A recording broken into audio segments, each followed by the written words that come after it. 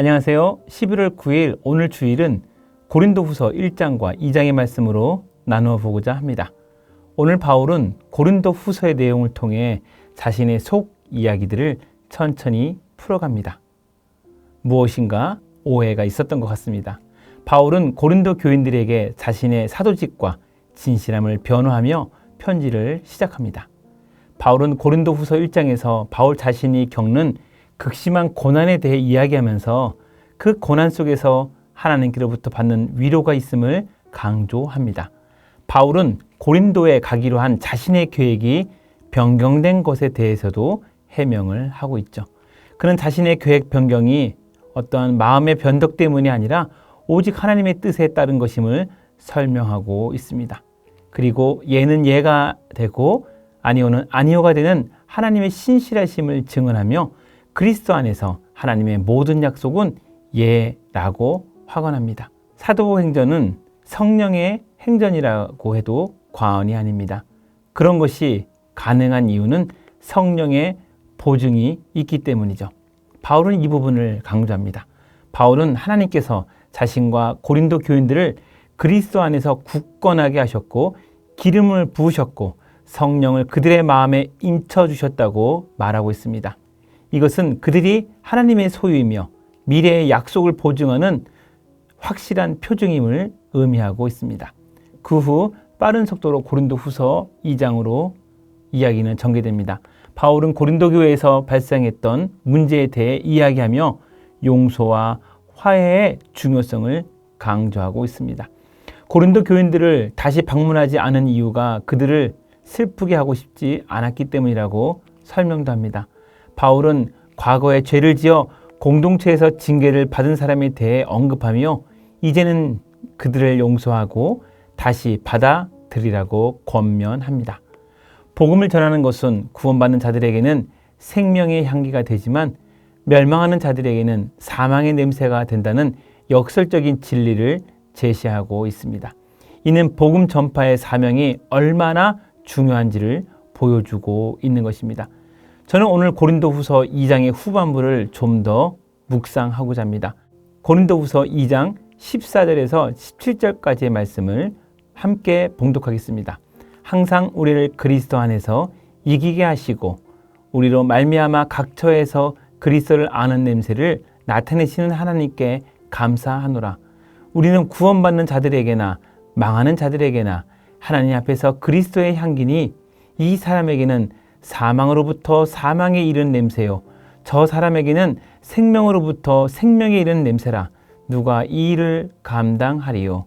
우리는 수많은 사람들처럼 하나님의 말씀을 혼잡하게 하지 아니하고 곧 순전함으로 하나님께 받은 것 같이 하나님 앞에서와 그리스도 안에서 말하노라. 아멘.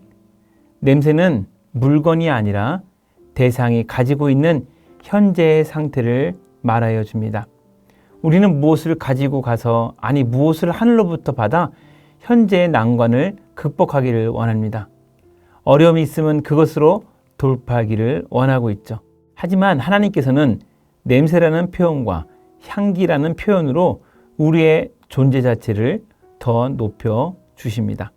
세상은 파워게임처럼 보입니다. 그러나 존재 게임입니다.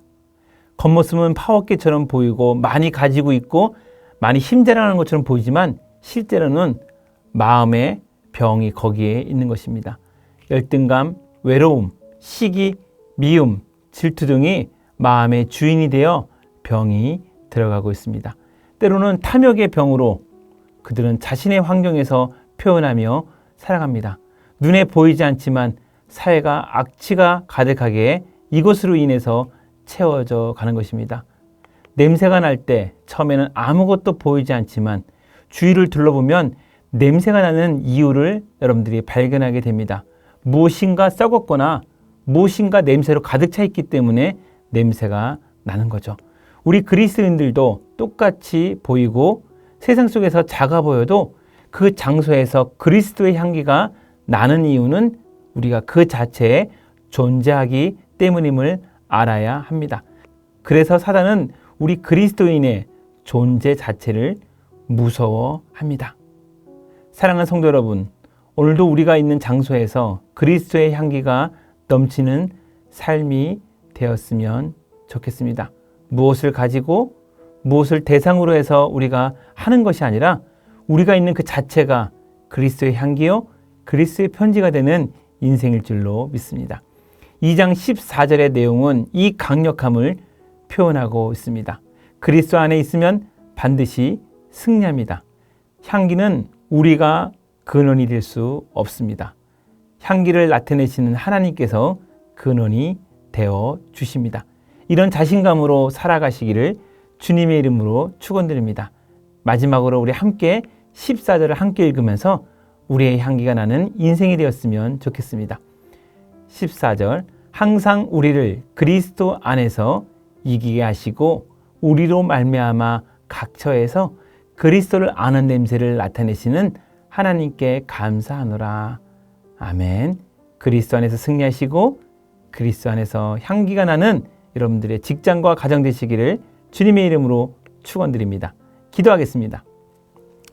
하나님, 바울의 편지 내용처럼 1장 20절에서 하나님의 약속은 얼마든지 그리스도 안에서 예가 되니 그런즉 그로 말미암아 우리가 아멘하여 하나님께 영광을 돌리게 되니라 라고 말씀하셨습니다. 그리스도 안에서 모든 오해와 지식의 한계가 풀리게 하여 주시옵소서. 그리스도 안에서 확신과 신뢰로 우리가 그리스도의 강력한 향기가 되게 하옵소서. 우리를 통해 하나님의 영광이 일어나게 하옵시고 예수 그리스도를 하나님으로 인정할 수 있는 놀라운 일들을 우리의 삶 가운데서 목격하게 하옵소서. 주님의 선한 이끄심을 의탁하오며 예수님의 이름으로 기도하옵나이다. 아멘.